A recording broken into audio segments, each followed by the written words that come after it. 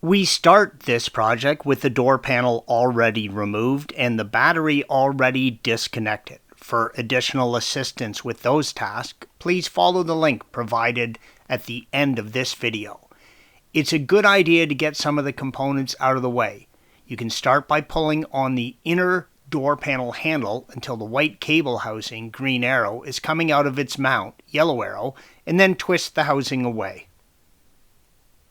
Now rotate the handle towards the open end of the hook, green arrow, and detach the hook from the handle. Unplug all of the electrical connections in the mid-range speaker housing. Start with the small connections. You can disconnect them by pulling them straight out. You can carefully use a pick to lever since there's not enough clearance to fit your fingers in there. The larger connector has a lever type release. It has a locking tab you have to push down on while moving the lever over the tab. Rotate the lever a full, green arrow, 90 degrees and the connector will be pushed upwards so you can unplug it. There are 3 Phillips head screws, green arrows, that hold on the speaker housing. Remove these screws and remove the speaker housing from the door. We are now going to remove the side airbag.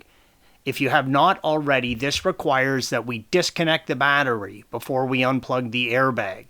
After you have disconnected the battery, leave it disconnected for at least 15 minutes before attempting any work on the airbag system. For additional assistance with battery disconnection, please follow the link provided at the end of this video.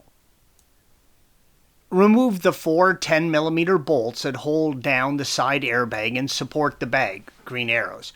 You will disconnect the electrical connector once the airbag is removed. It's much easier to disconnect the electrical connector this way. When working with the airbags, always face them away from yourself.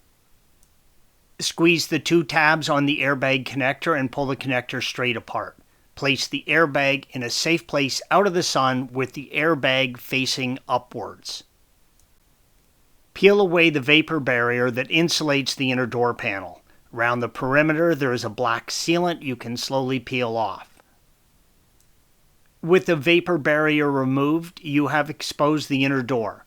This gives you access to the window regulator, and the door latch. There are 2 electrical connectors on the door latch assembly. The upper connector, pictured here, uses a slide lock. Grab the slide lock and pull it down in the direction of the green arrow.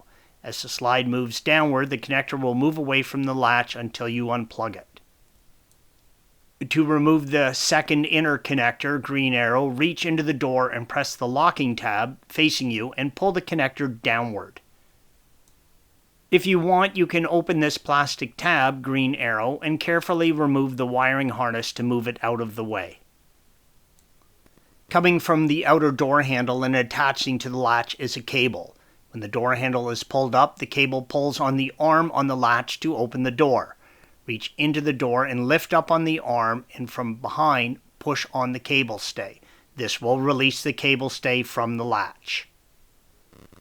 Remove the 3 T27 internal bolts. The bolts on the inside of the door may have vapor barrier sealant covering it that you may have to clean off. Green arrows. You can now reach in and pull the latch assembly downward. Pull it out through the lower opening in the door. You may have to remove the lower rear mounting bolt, green arrow, for the window regulator and move it out of the way for the latch to come out. Installation is the reverse of removal, and check the function of the latch before installing the door panel. I suggest closing the latch with a flathead screwdriver while the door is open, then open it using the cables once you've attached them. This will ensure it's working before you button everything up. Thanks for watching.